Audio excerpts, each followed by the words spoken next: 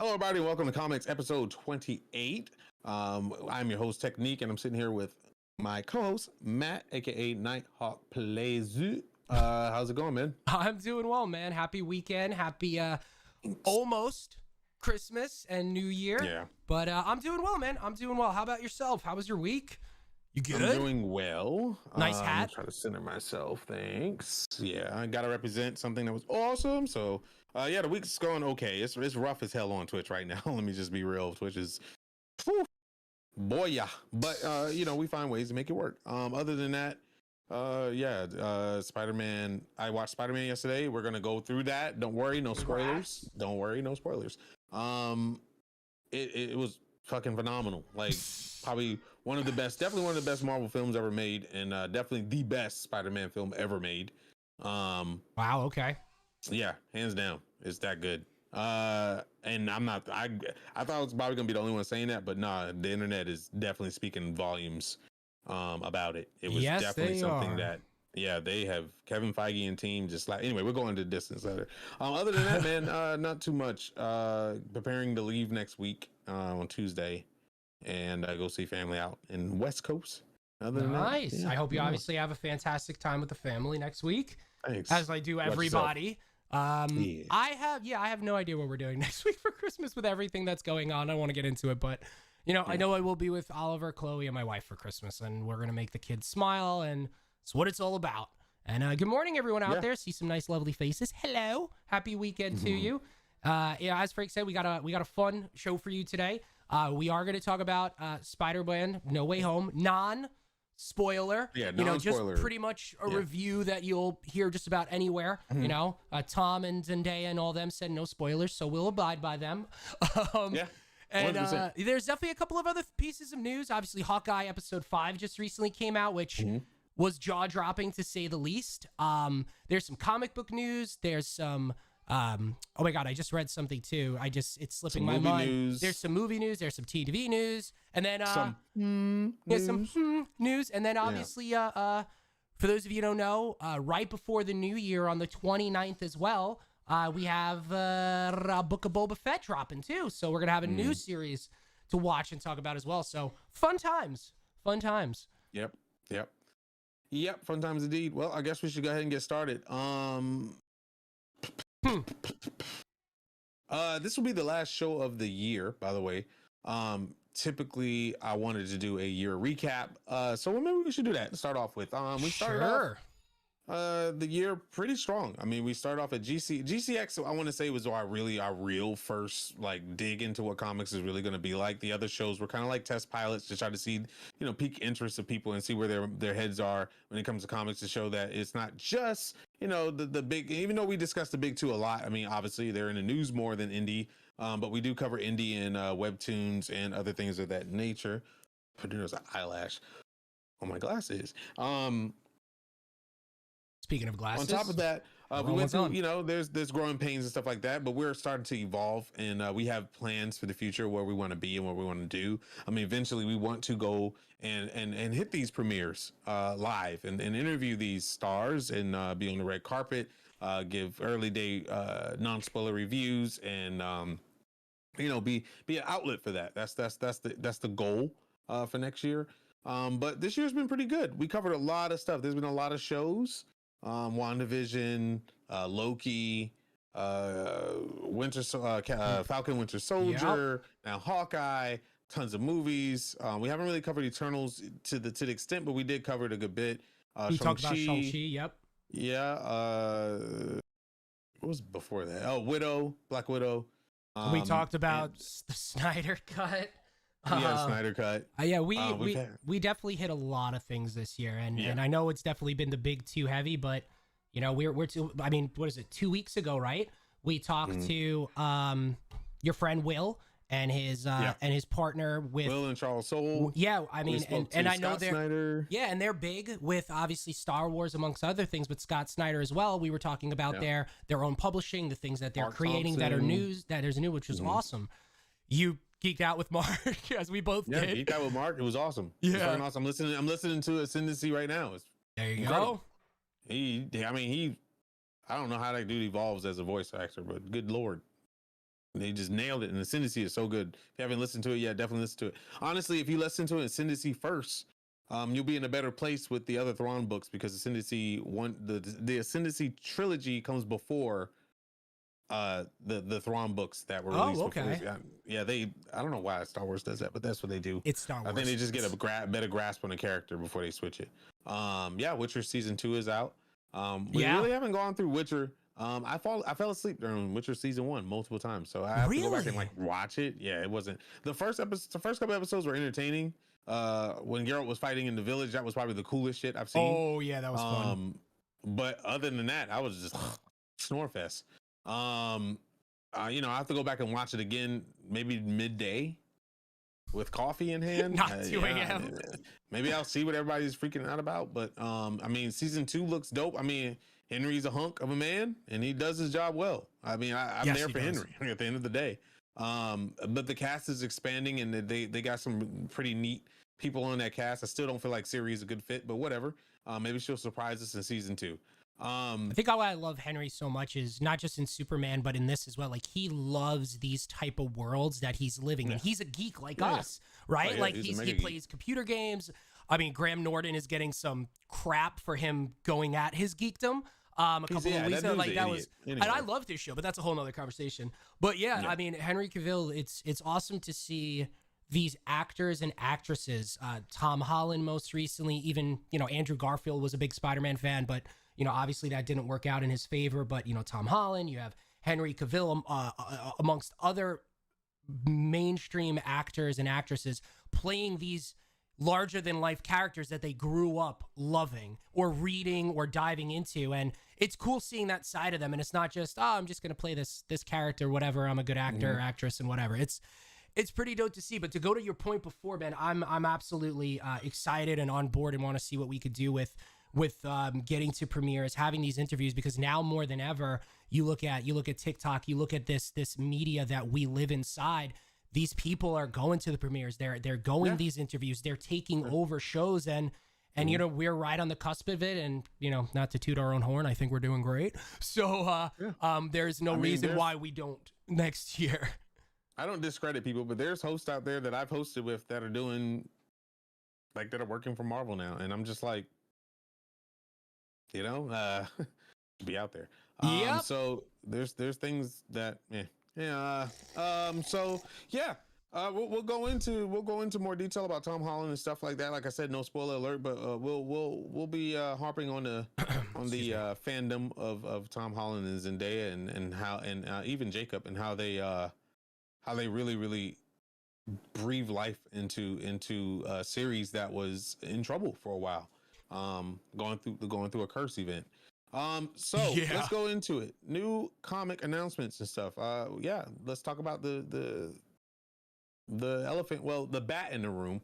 Mobius. Oh yeah. They went dark for a long time, and for a good thing. I saw the trailer. The new trailer is out. If you haven't seen it, it was a part of No Way Home's presentation. It was very good. Very good, to say the least. At least the trailer was. It definitely overshadowed Carnage and Venom by far. I mean, good. If I had to rate those movies by trailers, Mobius is going to blow those two out of the water. It's dark. What's his name? Leto, isn't it? Jared Leto. Yep. Jared Leto. Fantastic actor. Yeah. Phenomenal presentation. Man, does he? There's a lot you can do with Mobius. Okay, Mobius could be face painted white with powder and a freaky nose, but man, Sony upped their game. I want to say that Sony had to ask Marvel involvement on this. There's no way it's only Sony Studios, man, because some of the graphical style in the cinematic style screams Marvel, and I like this. I like this joint. I like what Sony is doing. It's like when Marvel's at the head, Sony contributes as much as they can. And when Sony's at the head, it seems like they're asking Marvel to contribute now instead of just making hoopla. I can almost tell a Sony animation team, CG team versus, anybody else. Cause I'm just like, okay, they shortcut this shit. Like it reminds me of DC. Like they just do shortcuts. Mobius looks fan-fucking-tastic. Okay. They're dealing with a real life issue. iron deficiency in the body, leads to weakness. And a lot of people have this disease. It's actually a real world event. So now they relate. So now Sony is like doing a smart thing. Now they're relating to a real world event. It's relatable. And Mobius tries to find, a way to prevent this from happening. And his intentions are good. Again, his execution is terrible. And they go to this remote location where it's rumored to have ancient bindings and powers or whatever, as it does in comic books in real life. Yep. Yeah. And he's like, stand back, and all these bats come, and he's lost for 2 months, ends up on a boat, and just like all your other favorite vampire stories, end up on a dang boat and gets transported back to land. It's like everything. People go on a boat, search for him, they end up dead, blah blah blah. A boat back to Long Island. One thing leads to another, and Mobius is back, and he's like telling people he loves, just like every other vampire movie, like I have these powers, I can do this and that. And she's like, but he's like, I don't. But the person's like, that's great, but it has to come with a cost. You can't just be superhero or super and not have any weaknesses. And he finds out that, oops, I got to sustain myself. Nothing works but blood, So it's usually what happens because the one thing he tried to cure became his biggest problem. Yeah. I mean, that usually works with a lot of not heroes, but what is it? Anti-heroes, right? Like vigilantes. Like that usually is the cause with it. But I actually have always liked the Morbius character and the writing for it and where he came from. And I love the actors and actresses in the Morbius film. I've been a huge fan of Jared Leto for a long time. I love his music as well.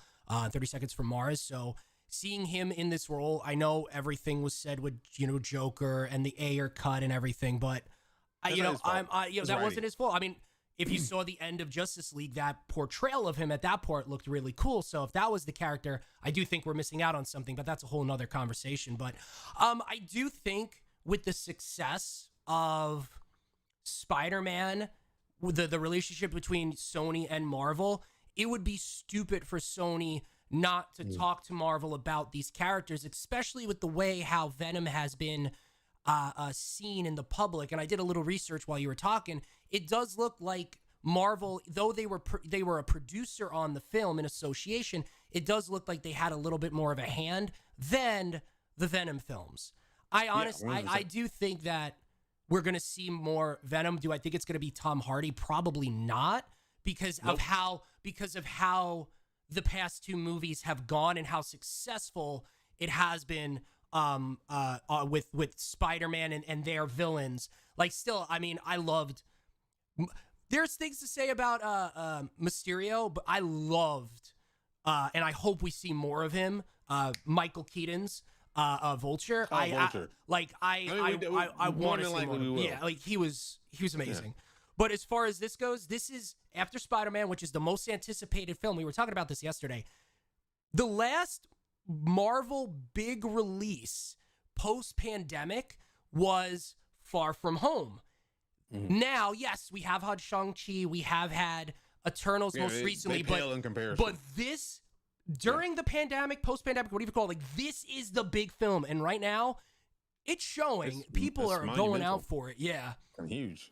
Yeah, and the funny thing is almost everybody I've seen was like, I gotta watch it again. Like that's that. I mean, I even said I was like, I gotta watch it again. Like, I can assume it's just so much. Did we live through this experience? Like, I literally was asking myself that in the theater. Anyway, we'll get into it. So Morbius, excuse me. So I think Sony made a big statement, showed a big statement, and I'm not going to say how, but I will tell you this: it is visually confirmed that the Sony universe is their own universe. The Marvel universe is their own Marvel universe. When it comes to characters, those two are living in their own voids, which I'm happy about because there's opportunities there. Okay. And I'll just say that there's opportunities there that can be done.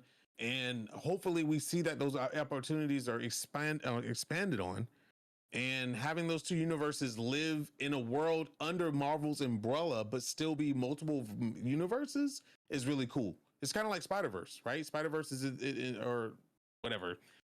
Into Spider-Verse is its own universe that's exploring the metaverse. or the multiverse, and Sony's own universe exploring the multiverse, and then you got Marvel exploring the multiverse in their own universe. I think this is really great because this replicates comics all over again, right? Yeah. Like it actually shows, because comics have their own universes as well with different Earths, like Prime Earth and this, that, and the other. So I really like the direction that they're taking, because it's like, instead of fighting each other, you're putting each other under an umbrella that you can all benefit. And I like that. Yeah. Yeah, and that's something that I feel like even game consoles need to start working on. It's like, you share these licenses, then you need to kind of like work together Have instead some of like fun. fighting. Yep. But I don't so much I want to say. I just put it to you like this: Spider-Man really opened my eyes about a lot of things that Marvel's doing, and let me tell you, Marvel is about to bring the door down. All right, like, well, you know what? hardcore. Let's expand on what you said and then get into the non-spoiler review. So actually, it was you made something ring in my head, and I'm gonna see it. It may be spoilers, so we may have to talk about it next time. So prior to the initial trailer for No Way Home, Sony's universe was called Sony Pictures Universe of Marvel Characters. A mouthful. And now it's simply stated Sony's Spider-Man universe. And I'm kind of getting a feel of what you're saying and what you're going for. And it makes sense because now you have the MCU and you have Sony's Spider-Man universe. Yep. So whether or not we expand on that or not, let's talk about. Let's. It's in the trailer. This is the So, Spider-Man part. I'm not gonna give you anything movie related, but Pause. Got to go through in my head what I want to say. Yeah. Only looking at the trailer. Okay. Only looking at the trailer of Morbius. There's nothing to do with Spider-Man No Way From Home. Okay. We may not have seen the last of Sam Raimi's Spider-Man. Okay? Okay, that makes sense. Because in Morbius, he's walking past a poster that has murderer on it, and it's Tobey Maguire's outfit, Spider-Man, the whole Tobey 9 Maguire, yards. so you could tell the outfit very, very distinctly because the webbing is raised on the suit. So we may not have seen the last of Tobey because of that. And I'll just leave it at that. And a lot of people thought that was Tom Holland's Spider-Man because of the whole theme of the movie, which you know what it is because you've seen the past movie. You know what it's leading into. So people thought that was Tom Holland's Spider-Man for a long time, but they gave a really clear picture of it in the Morbius trailer, and it was the Sam Raimi outfit. Yeah, that was the picture you're talking about. It was a poster on the wall. He's walking through like that was in one of the original trailers too. Yes. And the idea was, okay, well, he is a murderer, technically that Spider-Man because he's the biggest murderer because of Green Goblin and Doc Ock, right? You know, and then Harry, and then like he is the biggest murderer for sure. Spider-Man killed everybody he was with. Like everybody died around him.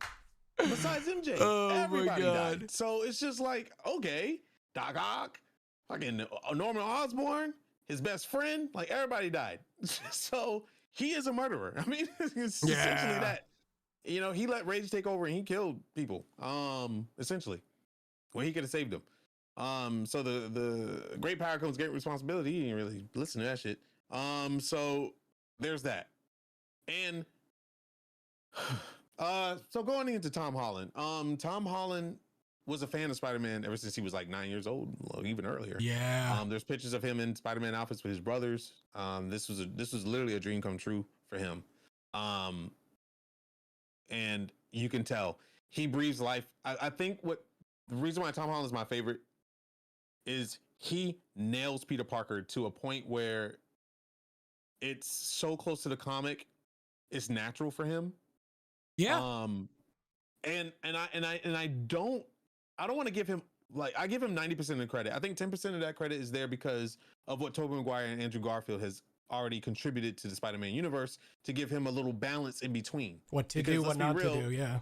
Right. Andrew Garfield's the amazing Spider-Man. Tobey Maguire's the spectacular Spider-Man, and Tom Holland's the ultimate Spider-Man if we had to break it down into brackets. And Tom Holland, being the great actor he is, really took notes from them. You could tell. And it really helped him flesh out how his Spider-Man was going to be. And I think the thing that he does well is he doesn't try to be them. He tries to be his own. And he really, really sets those boundaries And I believe the world created around Tom Holland's Spider-Man is just phenomenal with Aunt May. I mean, even in relationship with Happy, John Ferrero, and I forgot Aunt May's name. Oh, she's my cousin Vinny. Oh my God, what is her name? She's so gorgeous, and I mean, she wears her age very, very well, and she's very, very. I think she's anyway. I think she's perfect having a younger Aunt May. A lot of people were like, "Oh my God, I don't know about this." You know, I think she's perfect for Tom Holland's Marissa Spider-Man Tomei. because, yeah, and it's very smart that they went with a younger Aunt May instead of an older one because Tom Holland's very young in the game. He's high school, and it makes sense for her to be young and sporadic. Zendaya just, oh my God, that girl can act her ass off. Like, she's so good. Having those two on screen together and seeing their chemistry since they're already a couple, it just added spice to their relationship. And when you watch the movie, you'll see what I mean. It's like, you know how scenes are kind of awkward? Like Andrew Garfield and Emma Stone's kissing was kind of okay. You know, they which is weird because it became a thing. Yeah. They became a thing after the fact, you know, which typically happens. But man, Zendaya and Tom Holland are already so smitten with each other. And this has been blossoming for years that they finally gave it a title and went public with it. The amount of respect that he has for her, wow! Like there was even a scene where they were at the premiere, and she has a Spider-Man dress. It's really beautiful, right? I know what you're gonna say. Yep. Yeah, and it's kind of revealing, but you know, the spots that are revealing are covered, and you know, sometimes you gotta adjust. He stood in front of her for her to adjust. He's a gentleman. He's chivalrous. He's I mean, for 20, what do we say? I think she's the older one. So I think she's 25, he's 24, or like a year. You know, they're the perfect age. They lived through one of the biggest, I mean, 3 of the biggest movies, and she did Dune, and now he's doing Uncharted. Like, they've done everything. Which is insane show, by the way. Big. Like, they are the perfect They're really good. Hollywood and couple, each other, like and they complement, yep. She's the more experienced superstar. Yes. You know, even though he's been in the game, in her shadow, and she's not living in his shadow. Yeah. How great is that? You know? And it's crazy because he's been in the game just as long with what was it, Billy? No, but he was in the movie Billy Elliot. He was the star of the kid in the movie in Billy Elliot. So he actually had a start. He did Broadway. He did a bunch of UK stuff. But she's been with Disney and kind of just rolling Disney, through it the entire time. Yeah. And she sings, by the way, very freaking well. She does, yeah. Which I believe she's even working on an album right now. Friends with Taylor Swift probably can't be easy. Yeah, it's all over the place. And oh my God, I just get butterflies every time I see them together. And I literally scour the earth to see them in their natural element together because it's just so goddamn cute. It's like watching Peter Parker and MJ all over again, even in real life, because E Entertainment News was doing an interview with Tom. Tom paused the freaking interview because he heard that his woman was coming. That's incredible. People started screaming. He's like, "That's Zendaya." He's like fanboying over somebody he's with every day. And he was like, "I'm so sorry." And he like looks and she's like, "No, I'm here with you. I want to see what she's wearing." He's just like, "Wow, you know, that's gotta be for her." And it's just seeing his excitement with her just brings that element into the movie as well. And oh my God, I get goosebumps thinking about the scenes. And it's been going on for so long too, which is really, really nice because it's a very healthy relationship. It's a healthy relationship. It's no behind the scenes type shit where they're just arguing and yelling. I mean, pretty sure they bump heads maybe once in a while. I mean, who doesn't? But every interview they're on, they're finishing each other's sentences. They're saying the same thing. She's looking at him when he's not looking. He spider senses her. and he's looking at her, the way they look at each other, just melting into each other's eyes. And the reason why I'm harping on this is because it adds so much flavor to the movie. Oh yeah, you will see it when you watch it. You will be like, there's a scene, I'll say towards the end, and that's all I'll say, towards the end of the movie, where you're just going to be like the whole time, because it's just like, damn. You can't pull that off with just acting. There has to be something there to really pull those heartstrings. And man, they do such a freaking job. And I don't want to just put the spotlight on Zendaya and Tom, even though they're pretty much, the biggest stars of it. Jacob, the guy that plays Ned, he's fantastic. He's so lovable. He's such a teddy bear. He's hilarious. He's funny. They bring in his culture finally. Cool. He is, Team mix Filipino. Oh, Filipino. Okay. And they bring in a culture and they don't help us with it. Thank God my wife was there. She understood what was going on. They did that. Okay. But she was laughing so hard at a scene. They have his grandmother in the scene. Grandmother. I was so happy. And she just speaks Filipino the whole time. That's cool. But it was so true to the culture. And that's so beautiful. And it really warms my heart because I'm just like, yes, they're thinking about this shit. We don't know where Ned comes from.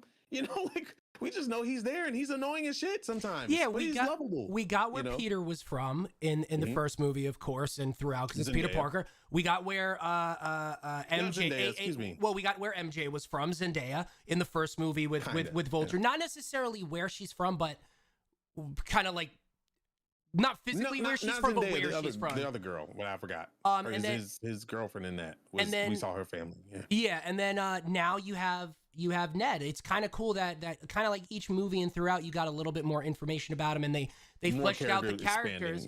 Where I assume based on everything that they're saying out there, right? Kevin came out the other day. We're actively developing Spider-Man 4, so hopefully we'll see what happens with that, in the future, and if they're going to expand upon it even more. But I do want to actually put on. Excuse me. Where was it? Right. You said it somewhere. Nightshade. A Benless Aunt May never thought it could work. You know what? You said that in a couple of things when going through my head, and I like how, like even Frank said before, everything that came before him, Tom and John Watts, and this direction for Spider-Man, the home trilogy, we'll call it, right? They saw what they did. Okay, we had two origin scenes. Skip it. With the Uncle Ben dying or his father dying. With great power comes great responsibility. Skip it, right?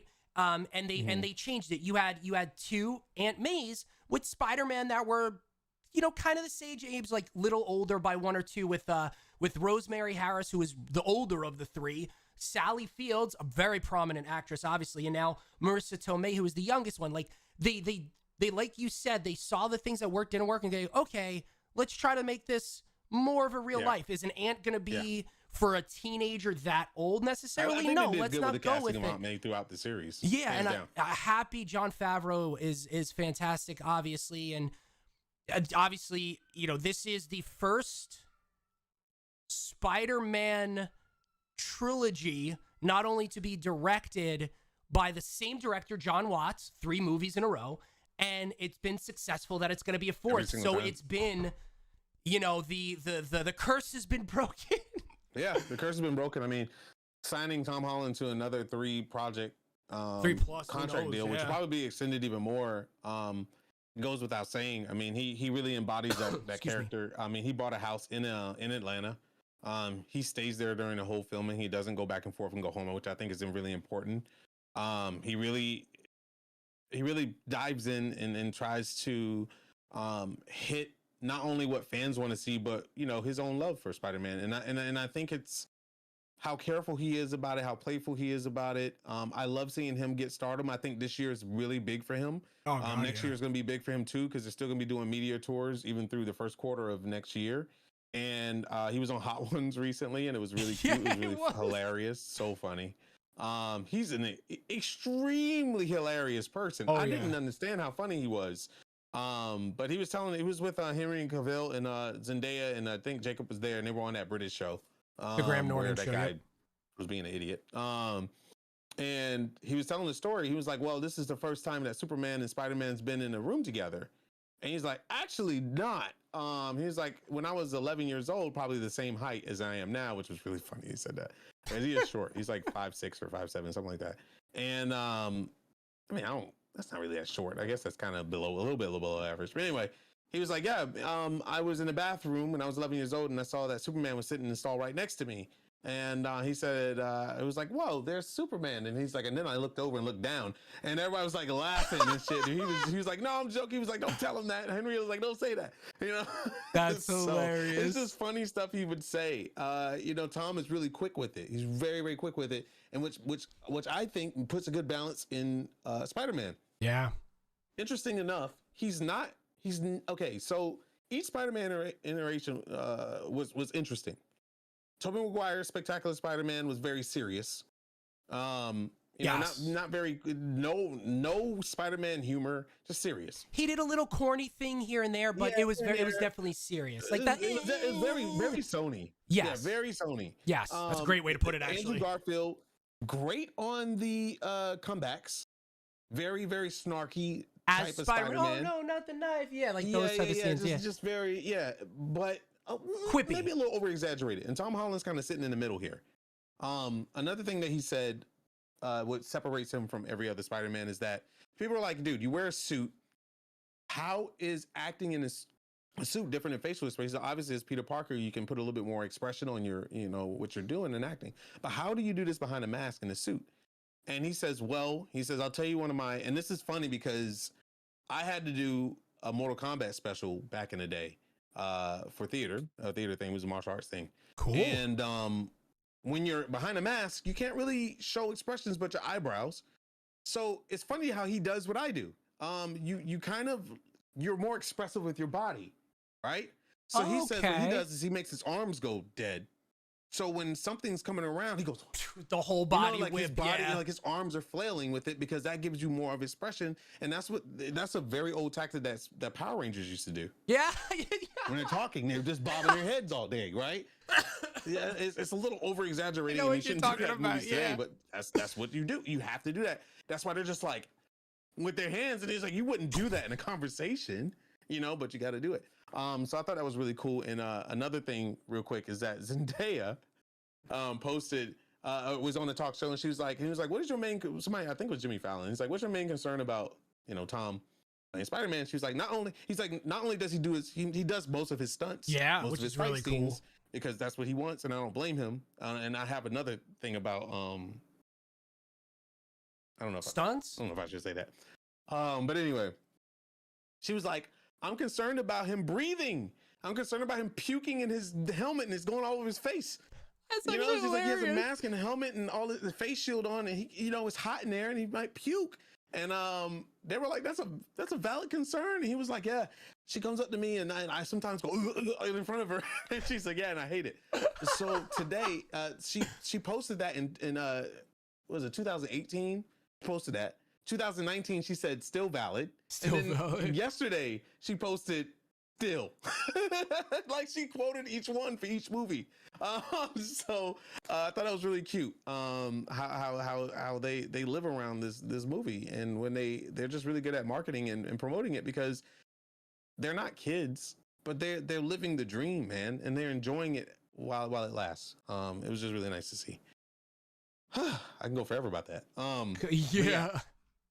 Spider-Man No Way From Home, phenomenal. Watch it at least once. Watch it multiple times. There's so much information there. Yeah, I have one question. So, because I heard things beforehand. This isn't spoiler. This is more just talking about Spider-Man. You saw Tobey Maguire essentially as soon as he got his suit on and everything, he was Spider-Man. Same thing with Andrew Garfield. He was Spider-Man right away. Yeah. With Tom's Spider-Man trilogy, it was very much Peter Parker throughout, Tony driven, right? Trying to not be that Spider-Man now. Like, he was never really Spider-Man. In your opinion, and he's even said it when they first said it, I think Spider-Man's biggest strength or weakness is Peter Parker. Is he now, do you think at the end of this movie or through this run, that he is Spider-Man? Yeah. I don't think that's a spoiler. Yeah. I just think it's obvious, but I just want to. Everything played in my head. Yeah, you watch the evolution throughout the movie. Okay. I think it's not a period on a sentence. It's a punctuation. Yeah, I think it's like, oh, okay, now I see it. Now I really see it. Oh, you're there. Okay. You're getting there. So it's just like, I'll put it to you like this. The one thing that made Peter Parker Spider-Man in the other films was a sense of losing somebody. Okay? Yeah. That is the overall evolution of Spider-Man in the stories. Yeah. Gwen Stacy, whoever. MJ, that's everybody. The evolution. Tom Holland's character is still young, hasn't gone through that tremendous ordeal, except with Robert Downey Jr.'s Tony Stark. Yeah, because you never knew anything with Ben. right, and he's been through a blip. Yeah. So it's like this giant gap of growing is there. Felt the blip. Yeah. So okay, there's that. Okay. And I'll leave it at that. Then, and this goes out to, this is, once again, no spoilers here or anything, but I've heard this debate, and you saw it. If anybody else has seen it too, I'd like you to weigh in on this. So leading up to this, a lot of people have said on their list of hierarchy of Spider-Man films, it was Spider-Man 2 or Into the Spider-Verse, and then kind of like everything else below it, right? Then it was like Far From Home, Homecoming, and then Spider-Man 1 or something like that. Where do you now put No Way Home? Is it above? Is it 1A, 1B? Is Into the Spider-Verse? Way up there, bro. It's a 20 out of 10 movie. 20 out of 10 movie. You'll understand it when you see it. Black Wolf says number one. So it was like Madam Web herself was writing this damn movie, man. Ooh. It takes a lot to shut my ass up in a movie. I was silent the whole fucking time. Winter, can you please confirm? My wife will tell you, I would be freaking out about a Marvel. I'd be like, this is this. She was quiet the whole time. The thing, she didn't ask me questions. We were both like, I was sinking in my seat. I cried so many times, my Lord. It was emotion with happiness, sadness. I was tearing up, like all over the place. I was just like, because I know how much. I didn't think my bladder was so filled by the end of that movie. I didn't figure it out until I got home. I was so invested. The theater was very everybody was complaining about the theater. Like I watched, this lady was clipping her damn toenails in the theater. Like I was reading shit like that.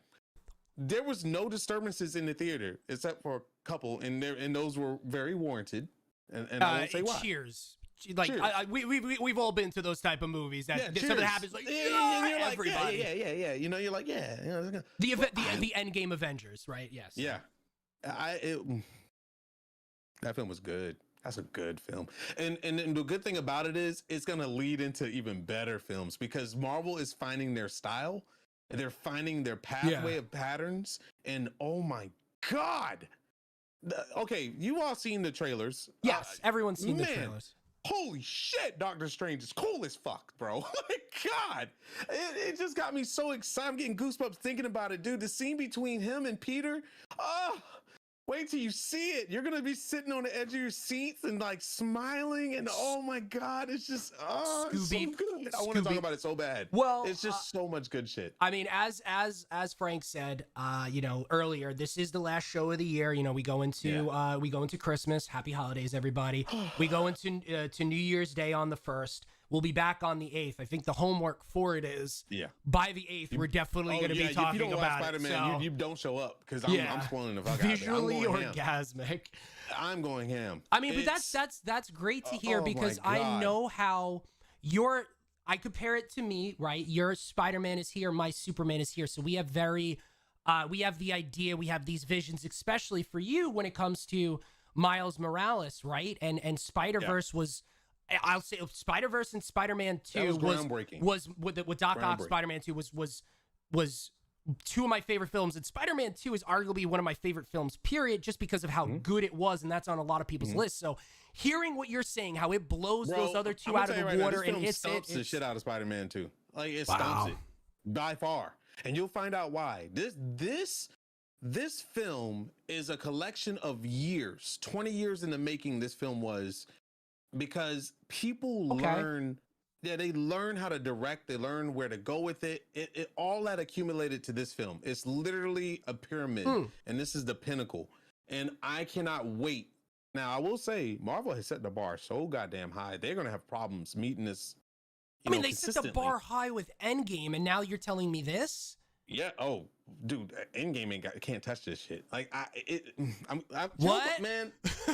I got chill.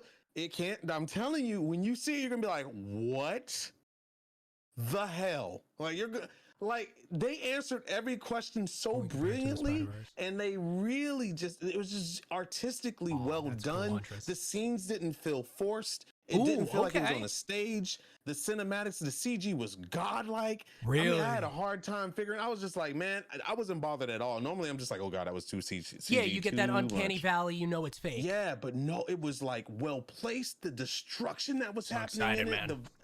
Oh my god, the acting was everybody acted their goddamn ass off. I was just about to say. Yeah, with everybody, the whole cast was fantastic. I was going to say specifically, my question. I had. Okay, so specifically, because we had great performances already. Willem Dafoe, I said his name right that time. I usually say William. Willem Dafoe and Alfred Molina, Doc Ock, Green Goblin and Doc Ock, respectively. Green Goblin's who? What's his name? Green Goblin is Willem Dafoe. Okay, so really good. Dude, no. I love him as an actor. I love him as an actor. Excuse me. He destroyed it. His character and just rewrote that character to a brilliance level that I didn't even expect. Damn. Like, let me tell you, Green Goblin, everybody knows Green Goblin, okay? He was a blip on the poster. Yeah. He was an accent mark because they showed everything else a little bit more. Yeah, it was mostly Doc Ock and Jamie Foxx's Electro. Very much Doc Ock. Yeah. Was a big focus. But William Dafoe was phenomenal. Like, like just masterpiece. Oh my God. And he said that he was not going to do this film unless he was doing every stunt and every fight scene. He said he wanted to do this role justice, and you're saying because he didn't want to come back and do the campy thing, right? Like he wanted this to be, and you're telling, okay, that's awesome. For those that have seen the movie, I mean, hold on, I don't think this is a spoiler. No, yeah, that's right. But there was an Easter egg from the PS4 Spider-Man. Oh, that's cool. Oh yeah. I'm not gonna go into details, but yeah, there's some fight scenes where he does actual moves from the video game. Oh, that's dope. That's pretty cool. Sick. There was one in general. I was like, oh, that's he did the thing. He did the thing. It was good. Did Jamie Foxx's Electro get the real glow up that everyone says? You know what I liked? They took Electro and made him Jamie Foxx's Electro. It wasn't Sony's Electro. Sony's Electro. Yeah, grabbing Andrew and puking electricity on him. That was wild. But in this one, they completely gave Jamie Foxx the reins, and boy, did Jamie Foxx deliver. He is such a great actor, did he deliver. too. I want to say the line so bad. It was so funny. I just was dying. But you will see it. It was so he's so good at what he does. That guy's a masterpiece.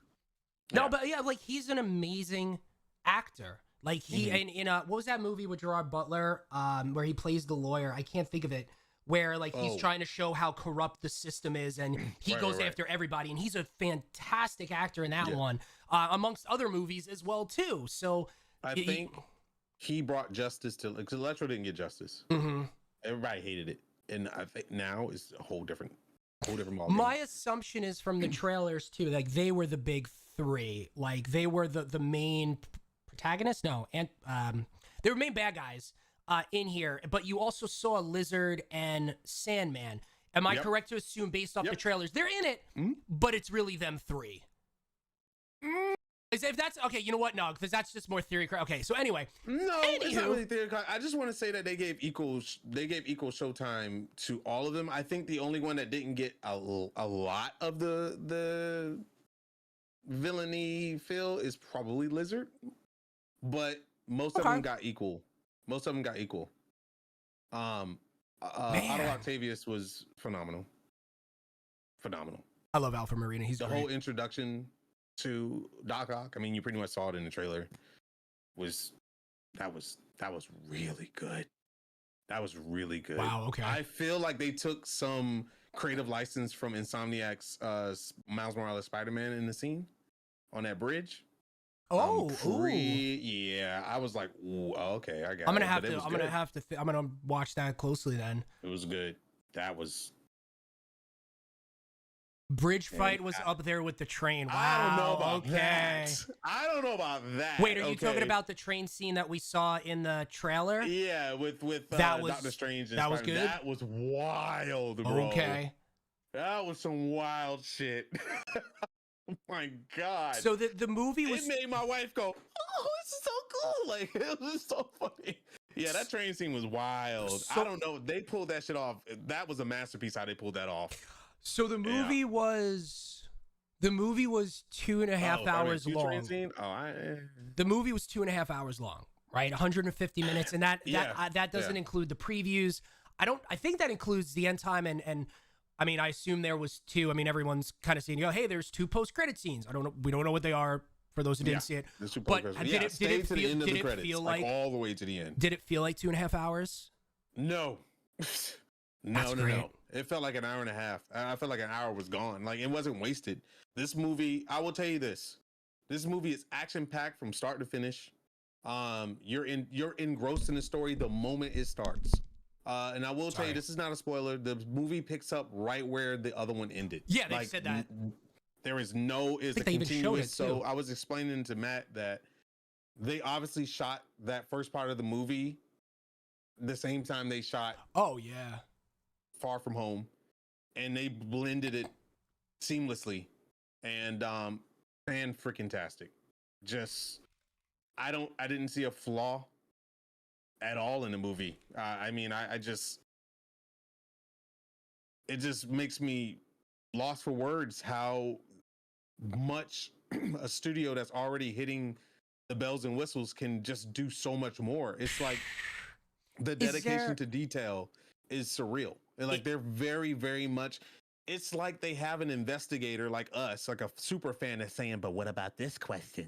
Is this where it's supposed to be? And they're just like, yeah, we're going to take that person and we're going to make that person happy. The sweaty Cheeto-filled person over there is going to be extremely happy for what we got to offer. And if nobody else catches it's okay. That's what it feels like. Like, honestly, it's like the hyper fan is happy and the people that don't know what the hell's going on is happy, you know? So wow. It's a phenomenal film, and I can't wait to see what the next film, what they're gonna do with it.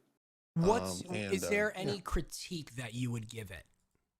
Like, hey, this kind of, like the second act or the first act could have been a little bit plot twist. Kevin Feige's so stupid. No, I honestly no. I think the pacing of the movie was perfect. I think they gave us a break from all that. A lot of those big films suffer, like Civil War kind of suffer from this, where it's just like fight scene. I mean, we really don't have time to attach ourselves to anybody. It's just like too much going on, and you got to kind of like say, slow down. I'm trying to pay attention to the movie.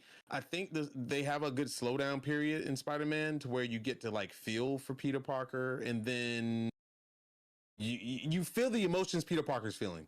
It's like you get that emotional roller coaster on a good pace. It's not like you're just like, okay, I don't give a shit about this scene. Let's get back to the fighting. Like you're not saying that. You're just like, oh my God, how is he going to deal with this? Oh my God, what is he going to do?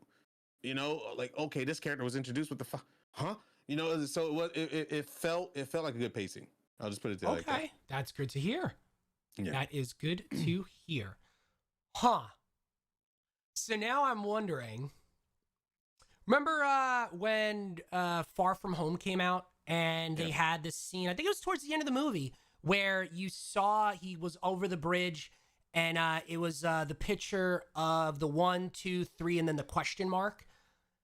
And it was like, oh yeah, that's John Watch teasing Fantastic Four, and that's where the Baxter building is and all that stuff. Yeah. I wonder if that was actually more of a, hey, this is definitive trilogy now. Let's see what's next for Spider-Man from what you're saying. That's actually... Who knows? You can, man, it's because Marvel does things for specific reasons. Yep, everything has a reason. Literally everything. Like, you're gonna watch this film and be like, holy shit, that's why. Oh, okay. Wow, they handled that well. Like, you're really gonna be saying that. And I think they're getting better at answering those questions within the film now, instead of like making you wait years down the line. I think they're getting to that point where they're just like, pay attention to what everybody says. There's a lot of I can imagine. So you're saying vocal cues, and they are like just people talking, and you're gonna be like, oh, did I just hear that? I want to kind of I'll show you this. I don't. I got somebody at my door. Give me 1 second. Yeah, I'm happy a lot of theories were debunked sensibly. I mean, listen, this was for a massive AAA movie, and I don't think it's been done before, with any Marvel film or Sony film. The amount of leaks that have been out there, I don't know. And chat, I'm gonna be quick to delete it.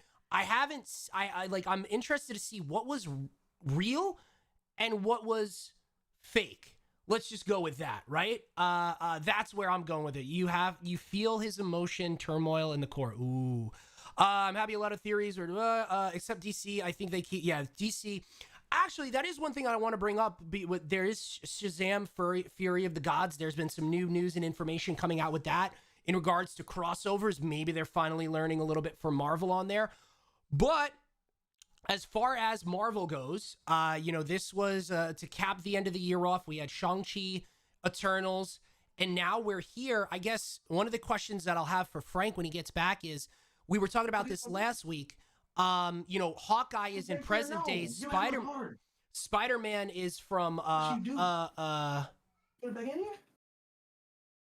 Spider-Man is from months ago, right? So I wonder if there's a time jump to get us to, hey, they're both here now.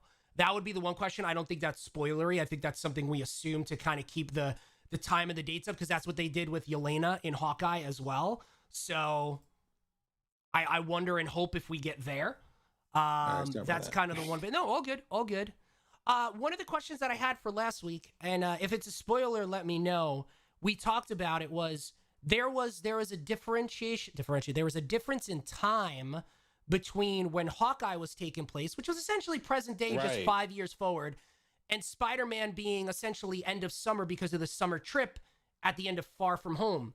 Do we get to a point that we're here now together equally? Hawkeye is definitely after. At the end of Spider-Man, are we here? Or is that a spoiler? No. No. No. I'm going to say no, but close. Okay. Yeah.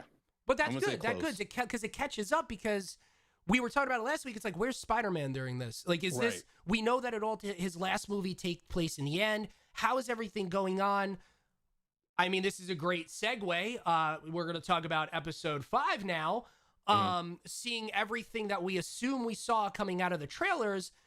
We'll talk about the big spoiler right off. So we'll give you 5 seconds. 5, 4, 3, 2, 1. At the end of episode 5, you get the message from Yelena, hey, this is who hired you. Who's she with? Oh, that's the big guy. And you see Vincent D'Onofrio's Kingpin. So, my question is right off the bat, is this multiverse? Is it canon Daredevil now? Because we know Kevin Feige said Charlie Cox is coming back. Like, what is happening? That was my biggest question then.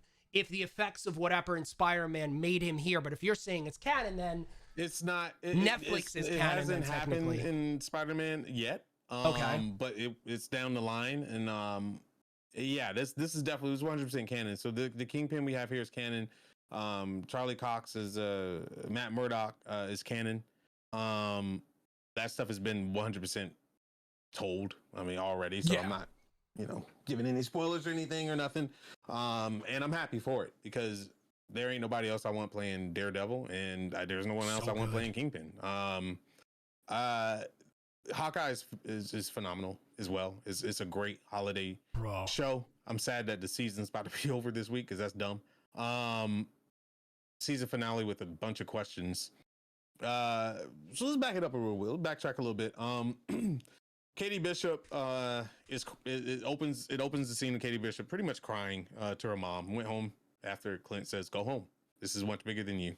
And I think the fact that a widow agent showed up is what's making him say, "Nope, this is absolutely not. I know what they're capable of. You need to go home now. I'm not about to lose you like I lost Natasha. This is over." Sends her home, breaks her heart, because he essentially became her world ever since New York got attacked back in Avengers 1. Yeah. From the alien attack. And goes home to mom, and mom sits down, has girl talk with her, and she tells her mom that she's okay, but heartbroken because she didn't get to work with Clint. And then she tells her mom, "I'm just gonna tell you everything." She just opens up, because at this point she thinks it's over. She's like, "Look, Jack is a bad person. We looked into it. He's not good. You should probably check and find out who Salone. What Sloan is. Yeah, it's a fake entity. Yeah. And it's interesting because that scene, her mom is normally like, come on, why you gotta be all that? This time she was like dead up fucking serious, dead eyed. They showed a camera pan where she's hugging her daughter and she's staring into the abyss with a stone cold look in her eyes. A side we didn't see from her mom before. So now we're like, okay, who the hell is her mom? If you're a non-comic book person, you're like, who the heck is her mom?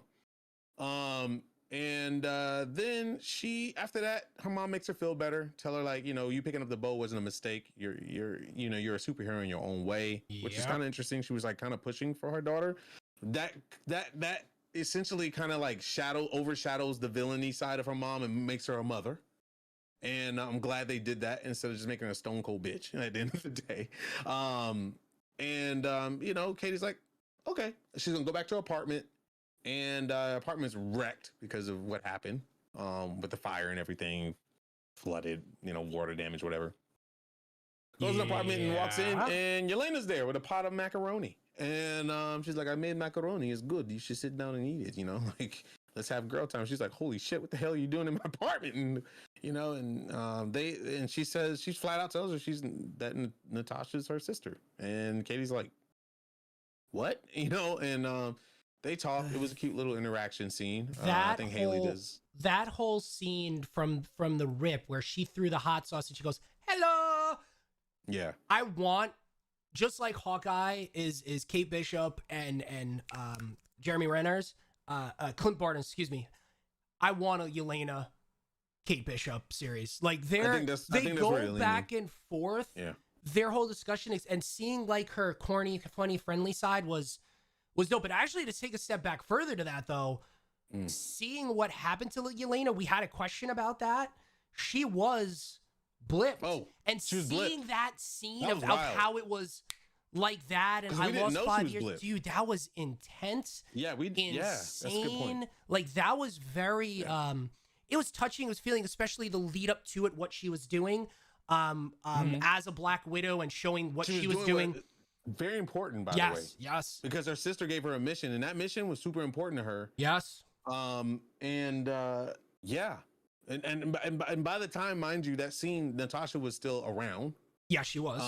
And she was just doing, while Natasha was off doing big world shit, she was doing, what she was set out to do, and try to defect an agent. An agent wasn't. She wasn't an agent, yeah, which is funny. Working. She was doing what she knew best, and that was to be a contract killer. And Yelena had somebody with her, and when she went into the bathroom, because she missed her sister, obviously. She said death, something, but just and missed her sister in general. Yeah, she just said the whole idea of family. Yeah. Fucking surroundings started changing, and she was like, what? I mean, it was a blink of an eye for her. She didn't see anything, and when she walked out, that lady had a husband and a kid. Yeah. She was like, what are you doing here? But it was weird because she was just like hi, like, what? She's just used to this girl breaking in her apartment. Like, I don't understand. But it's kind of the same thing. We saw that a little bit with oh my God, what's her name from WandaVision? Monica? Rambo. Right? Oh yeah, Monica you Rambeau, saw her come back in the hospital where literally a second before she was with her mom, and the next thing, it's a crazy hospital. Everyone came back from the blip. So seeing that in a little bit more of a closed area, and someone with that like demeanor and stature, Black Widow, she took it kind of on the chin, like really well, I would probably say. And now it makes sense even more why in Endgame, Black Widow wanted to do what she wanted to do, and she said, I wanted to be with family or something right before Clint said something, right? Like, so now it kind of is a big circle, and it all makes sense, right? Good afternoon, Silent Ghost.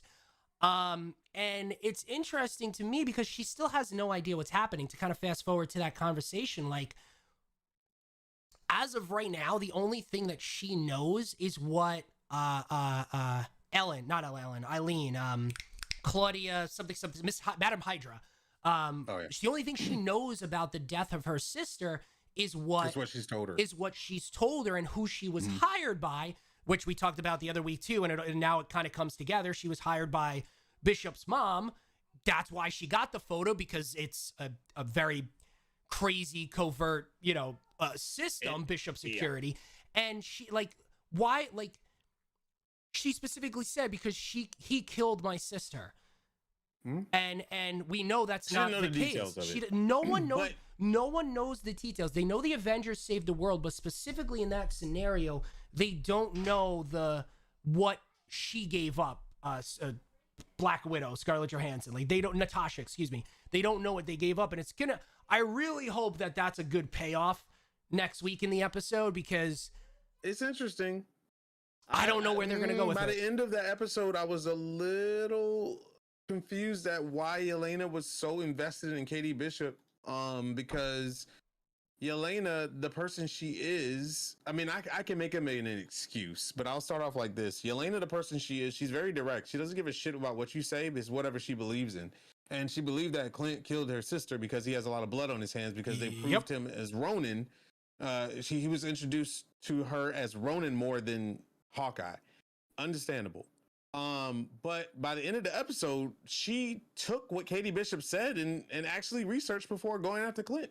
And it was really weird to me that was the case, but I did see a spark of interest in there during that conversation, because Katie was very emotional about Clint and kept hammering on her that he's not what you say he is. He loved her and this, and this, that, and the other.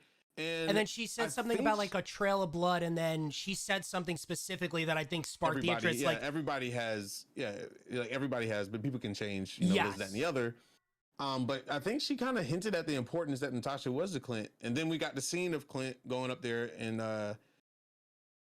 calling his wife and pretty much telling her that he has to do what he got to do. Do what he has to do, yeah. And that's become Ronin again for, however long he has to end this. In his mind was kill the person that's pursuing him, because once you F with my family, it's over. It's it, And his wife, who I believe is a defected Black Widow agent. I swear. Oh yeah, I really believe his wife's a Black Widow agent, because she's not normal. That woman is not normal. She speaks Russian. Yes, that I loved. She knows the ins and outs. It's not a surprise to her that Kingpin is around. So she's in the loop, and she has a more level head than he does. He's more emotional than she is. And that emotional, what do you call it? Distance, let's just say, that the Black Widows have, that they're really trying to learn to fit back in. She really, really shows it. So it's kind of like pulling me in that direction to think that that's it. That is what it is. You still think his wife is Mockingbird? She's something. I was just about to say that there is something going on with, maybe she's ex-Mockingbird, ex-agent of S.H.I.E.L.D., because of the things. There's a reason why they're together and they work. And she's at home and she knows about the watch and the importance in Russian. There's something there between them, of course. Yeah. And they know, and she knows of Natasha. There's something there with it. Absolutely, for sure. Yeah. I do believe in whether or not we get a payoff. She knows the love that he has for Natasha. That. Oh yeah. That's clear as day. And she's the best partner, period. Oh yeah. So, it's to the point where when the kids are around, she speaks Russian. He understands it flawlessly. It's just glorious. I really love seeing that interaction. I like seeing the family side of Clint. But he goes up and he goes to a monument or a plaque that was dedicated to those that were lost during the invasion of New York. No, that was the invasion of New York where it all started. Oh, was it? Okay, yeah. Okay, yeah, that's right. And everybody, because his name is on it. So everybody that contributed to that was on it. That's how he talked to her, and he's like saying that you were the better of us, and you were stronger than everyone else, and it was very touching. It was kind of tear-jerking. And then I love the way Jeremy Renner, he just does a really awesome job with Clint. He's just like, I'm sorry, what I got to do, and whoop, he was just out. He was like out. Flick the switch. Yep. And it was a good fight scene between him and God, what's her name? What's her comic book name? Echo. Between him and Echo is a really good fight scene. He proved to hold back to not. He could have killed her. Didn't do it.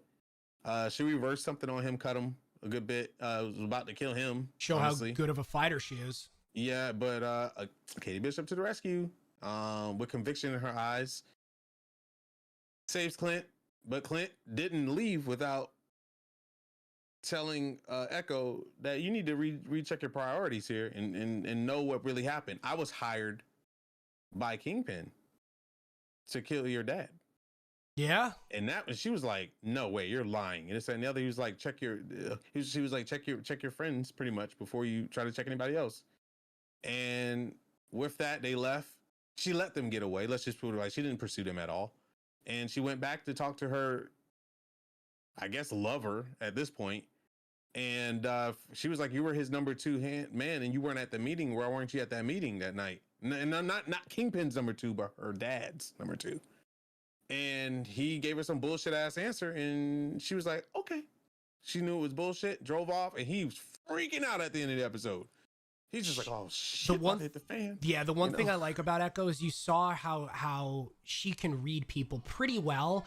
She let her emotions get to her in episode 2, but like you've seen the progression of everything that's been happening, the fight, who's that girl she was questioning, meaning Yelena in the last episode on the top. There's something bigger here, something bigger is going on, and yeah, it's going through her head like what is actually happening here. And you know, if you look into the character of Echo, and we know that there's going to be an Echo series, makes me more intrigued of how this is going to end because of the Echo Clint Barton relationship in the comics. And yeah, that was another fantastic episode. It's incredible, man. And great job. And then the caveat at the end being Yelena texting Katie Bishop like, okay, I let me bite. I'll bite on this and see what you're talking about, and I'll investigate this. And then she followed her mom and found out she went into the suite where Mr. Kingpin is, and gave her the evidence.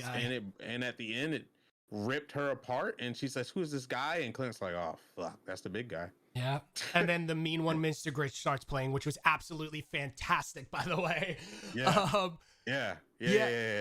Yeah, this is man, it's getting juicy. Man, I love sorry, how we left the part out. Jack got arrested. She turned the wife turned Jack in because he's no longer he's a liability now. But is that's he, how I feel. Like the look I feel like he was a liability. Once again with that look, right? Like he knows what's going on. He puts on a show, right? Whether it's because we also know who the character is. It's like he's a scapegoat. Yeah. I think he's a scapegoat. I think the real villain is her mom in Kingpin. I think he was used as a scapegoat to leash, you know? Yeah. Yeah. I think he was a scapegoat. You know damn well, I think at least he knows who Hawkeye was right there. Like I still think Clint and Jack have had a run-in before. Like, no. I don't know about that, but he knows about Hawkeye. Oh, no, yeah, that is true. We have an Avenger in the house. Like he's all over the news. It's not like it's not a secret. But yeah, that was when she gave that look to him, and it's you don't know what it is. It's like, okay, you've been caught, or how could you? And I don't know which one it was. The wife, when he was, don't worry, honey, I'll get out of here. It's just a misunderstanding, right? Like I still think he's in the dark. I still think he's in the dark about who really turned him in. I think he feels like he has connections to be able to get out. It's just there's some kind of disconnect there, and I feel like that meeting with Kingpin's going to be like, how could you let your daughter interfere with this or something of that nature? I feel like Kingpin's going to threaten her daughter in some sort of way, or something of that nature is going to happen. And I really do feel like there's going to be a Yelena and Katie Bishop team up at some point. It just makes more sense. Natasha Romanoff, Clint Barton together, Katie Bishop, Yelena. It's like the new generation. Yeah, it all makes sense. Young Avengers. Yeah, Young West Avengers. Coast Avengers. I fucking love Yelena so much. I love how Florence Pugh just nails that character. Damn. I guess the one thing is, and it's a big assumption, right? But you've seen how every flashback is so pulling at the strings and hard hitting when Clint thinks of or sees or does something around Natasha, and how everything is going to change, assuming they do have that conversation, or how it's brought up of what happened and how it happened to Yelena and how that hopefully flicks the switch. I mean, because the one thing is, Hawkeye never really got his due through all the movies, and you got a little bit of it in Endgame with everything, especially the beginning, seeing his family get blipped and everything. And now you like him even more in this series, how he's portraying the character and how you feel from him. And then like how he says he flicks that switch. And I really hope this isn't the end for him. Let's just say that. I really hope this isn't the end for him. And he has so many ties to so many things that I hope. Yeah. I don't think he's got enough time to blossom as like if you have Doctor Strange assuming taking over the Tony Stark role of the big guy of whatever the next Avengers is, I actually kind of hope that Clint Jeremy Raynor's Hawkeye kind of to the young crew of Kate Bishop and Yelena and whoever else is young too, because you could see what he could do with them. So that's my hope. That's my theory. That's kind of what I don't think we have seen the last of Clint. I mean, there's a part where he leads the Avengers at some point for a good bit. Oh, in the comic books, yeah. Yeah. I don't know if it's West Coast or Young, but yeah, he does lead. I think it's West Coast. Yeah, I think it's West Coast. So I don't think he's done. I'm trying to see if there's any news on him. It just says that he will reprise his role as Hawkeye. I mean, it doesn't give us any kind of strong ending or not. I mean, we're clearly not done with Hawkeye as a season. I mean, there's definitely going to be a season 2, but when hasn't confirmed it fully. I mean, he gets a new outfit. He's in it in every damn promotional picture. He's in the new outfits that they created, the LARPers created for them. Both Katie Bishop and him, which I think is going to be the ending sentiment, the statement that leads to season 2. And we'll probably get season 2 news after the finale. I mean, they did that with pretty much with the last 3 series, Falcon and Winter Soldier, Captain America and Winter Soldier. You're going to have a Captain America movie. Anthony Mackie's coming back, yada, yada, yada. What if we knew about a season 2 even beforehand and then it was officially announced afterwards? And the same thing with Loki. They had the stamp at the end and then it was officially announced afterwards too. So the only one that didn't get an official one, because now it's transitioning into movies, is WandaVision. So I hope I assume we know why. You're gonna have. We know why, but we're not gonna. We're gonna get something Hawkeye related season 2 or something of that. I mean, I was actually kind of, this goes back to Disney Day. They announced everything that we knew already. And with a little bit of trailers here and there with, okay, we knew there was a Miss Marvel. We knew that there was a Moon Knight. We knew this. Here's just a little bit more. We knew you were making a secret invasion, but here's a picture of Samuel L. Jackson. Like, we didn't get any new information that wasn't in development, maybe just because there was just so much stuff that Marvel had. I mean, they have so many things in phases. Like they introduced like 2 phases. Yeah, it's kind of it's the end of 3. Now we're into 4, and essentially phase 5 too is underway technically. Like Fantastic Four is still, when is it coming out? We know it's part of something. You said news. Sorry. Breaking news. Marvel Studios' Hawkeye is finally here, and many fans believe that the series will end with Clint Barton passing on the mantle to Katie Bishop.